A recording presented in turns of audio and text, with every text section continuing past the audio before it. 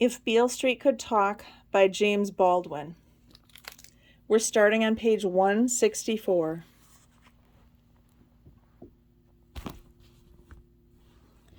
And she walks through the door and climbs the steps, as though she knows exactly where she is going. There are 4 doors on the 3rd floor. There are no names on any of them. One of them is a little open, and she knocks on it, opening it a little further as she knocks. Mrs. Rogers? A very thin girl with immense dark eyes in a dark face, wearing a flowered house dress, barefoot, steps into the middle of the room. Her curly hair is muddy blonde, high cheekbones, thin lips, wide mouth, a gentle, vulnerable, friendly face. A gold crucifix burns against her throat. She says, "Signora?" and then stands still, staring at Sharon with her great eyes, frightened. "Signora?" For Sharon has said nothing, merely stands in the doorway watching her. The girl's tongue moistens her lips. She says again, "Signora?" She does not look her age. She looks like a little girl. Then she moves, and the light strikes her differently, and Sharon recognizes her. Sharon leans against the open door, really afraid for a moment that she will fall. "Mrs. Rogers?" The girl's eyes narrow, her lips curl. "No, Signora, you are mistaken. I am Sanchez." They watch each other. Sharon is still leaning against the door. The girl makes a movement toward the door as though to close it, but she does not wish to push Sharon. She does not want to touch her. She takes one step. She stops. She touches the crucifix at her throat, staring at Sharon. Sharon cannot read the girl's face. There is concern in it, not unlike Jamie's concern. There is terror in it too, and a certain covered, terrifying sympathy. Sharon's still not absolutely certain that she can move, yet senses that whether she can move or not, it is better not to change her position against the open door. It gives her some kind of advantage. "Excuse me, Signora, but I have work to do. If you please, I don't know any Mrs. Rogers. Maybe in one of the other places around here." She smiles faintly and looks toward the open window. "But there are many. But there are so many. You will be looking for a long time." She looks at Sharon with bitterness. Sharon straightens, and they are abruptly looking at each other in the eye, each held now by the other. "I have a photograph of you," says Sharon. The girl says nothing. She attempts to look amused. Sharon takes out the photograph and holds it up. The girl walks toward the door. As she advances, Sharon moves from the door into the room. "Signora, I have told you that I have my work to do." She looks Sharon up and down. "I am not a North American lady." "I am not a lady. I am Mrs. Rivers." "And I am Mrs. Sanchez. What do you want with me? I do not know you." "I know you don't know me. Maybe you never even heard of me." Something happens in the girl's face. She tightens her lips, rummages in the pocket of her housecoat for her cigarettes, blowing the smoke insolently toward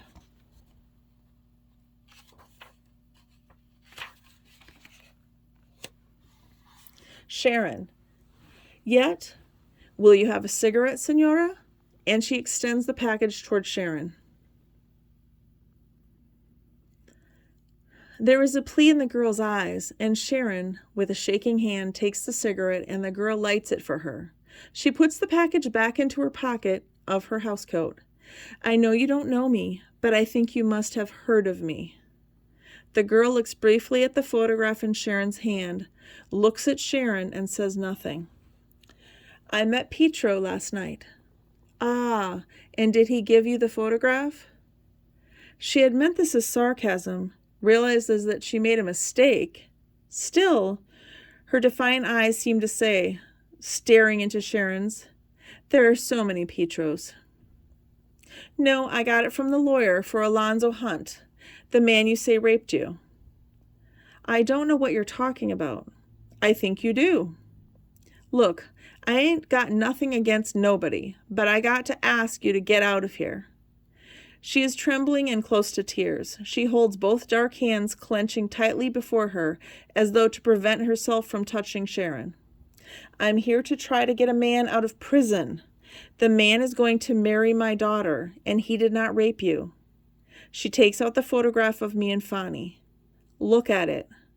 The girl turns away again toward the window, sits down on the unmade bed, still staring out the window. Sharon approaches her. Look at it, please. This girl is my daughter. The man with her is Alonzo Hunt. Is he the man who raped you? The girl will not look at the photograph or at Sharon.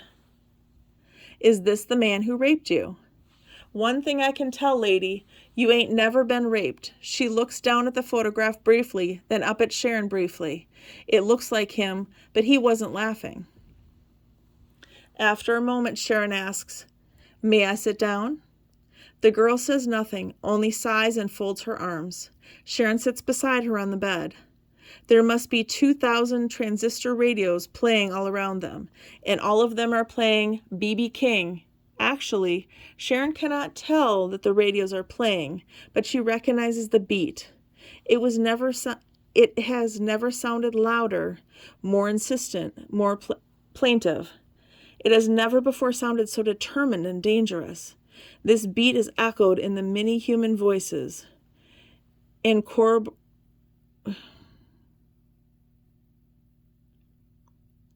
corroborated by the sea, which shines and shines beyond the garbage heap of the favela. Sharon sits and listens like she never has before. The girl's face is turned toward the window. Sharon wonders what she is hearing, what she is seeing. Perhaps she is not seeing or hearing anything. She sits with a stubborn, still helplessness, her thin hands limp between her knees, like one who has been caught in traps before. Sharon watches her fragile back. The girl's curly hair is beginning to dry out and is dark at the roots. The beat of the music rises higher, becoming almost unbearable, beginning to sound inside Sharon's head and causing her to feel that her mind is about to crack. She is very close to tears now. She cannot tell herself.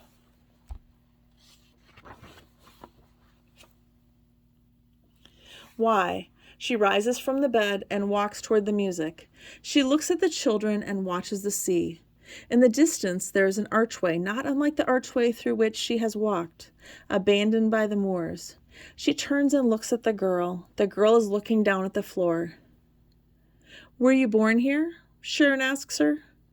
Look, lady, before you go any further, just let me tell you, you can't do nothing to me. I ain't alone and helpless here.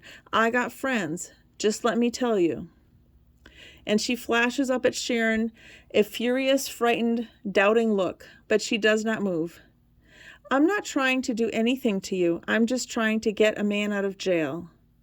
The girl turns on the bed, putting her back to Sharon. An innocent man, Sharon adds.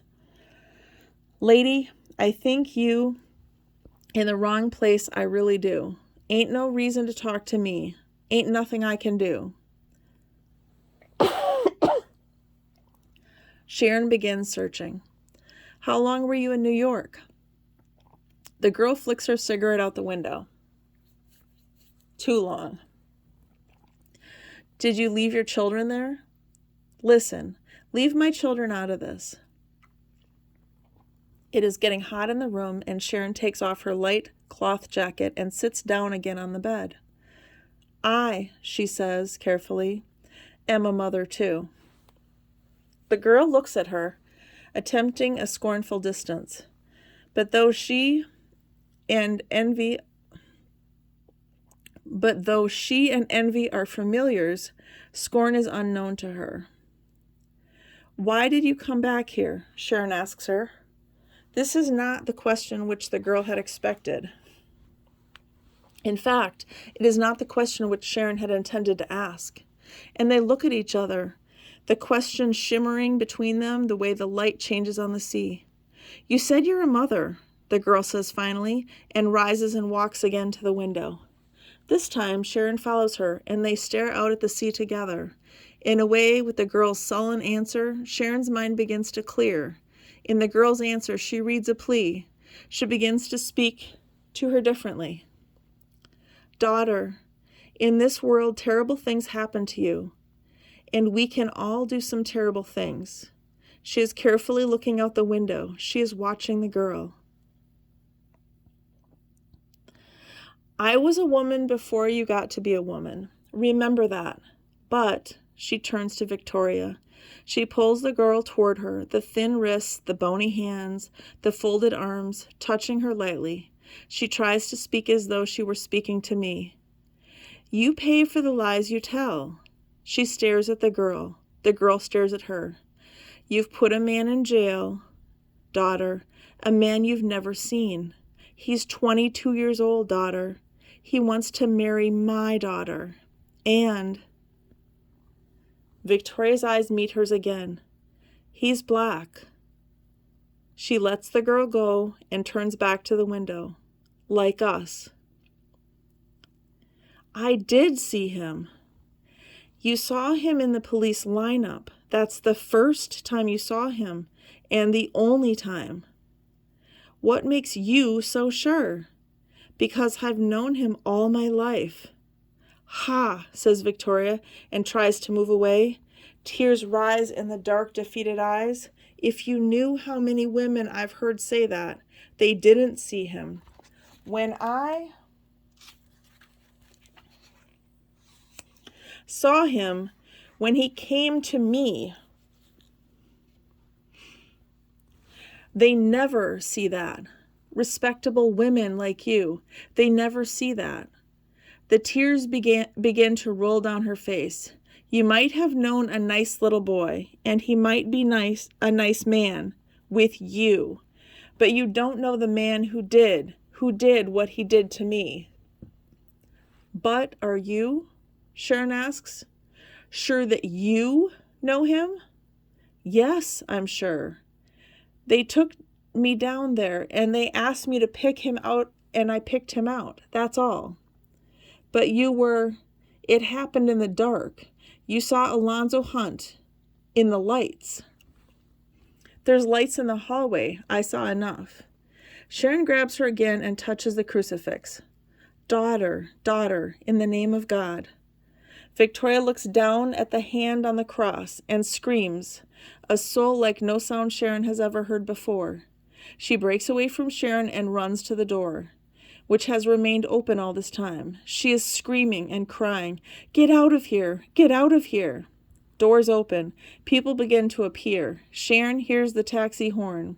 1, 2, 1, 2, 1, 2, 3, 1, 2, 3. Victoria is now screaming in Spanish. One of the older women in the hall comes to the door and takes Victoria in her arms. Victoria collapses weeping into this woman's breasts, and the woman, without a look at Sharon, leads her away. But everyone else gathering is staring at Sharon, and now the lonely sound Sharon hears is the horn of Jamie's taxi. They are staring at her clothes. There is nothing she could say to them. She moves into the hallway toward them. Her light summer jacket is over her arm. She is holding her handbag. She has the photograph of Fanny and me in one hand. She gets past them slowly and slowly gets down the staring stairs. There are people on every landing. She gets out of the courtyard into the street. Jamie opens the taxi door for her. She gets in. He slams the door, and without a word, he drives her away. In the evening, she goes to the club, but the doorman informs her Senor Alvarez will not be there this evening. that there are no tables for single women, and that anyway the club is full. The mind is like an object that picks up dust. The object doesn't know any more than the mind does why what clings to it clings. But once whatever it lights on you, it doesn't go away. And so, after that afternoon at the vegetable stand, I saw Bill everywhere and all the time. I did not know his name then. I discovered his name on the night I asked him for it. I had already memorized his badge number. I had certainly seen him before that particular afternoon, but he had been just another cop. After that afternoon, he had red hair and blue eyes. He was somewhere in his 30s. He walked the way John Wayne walks, striding out to clean up the universe, and he believed all that crap, a wicked, stupid, infantile mofo. Like his heroes, he was kind of pin-headed, heavy-gutted, big-butted, and his eyes were as blank as George Washington's eyes. But I was beginning to learn something about the blankness of those eyes. What I was learning was beginning to frighten me to death.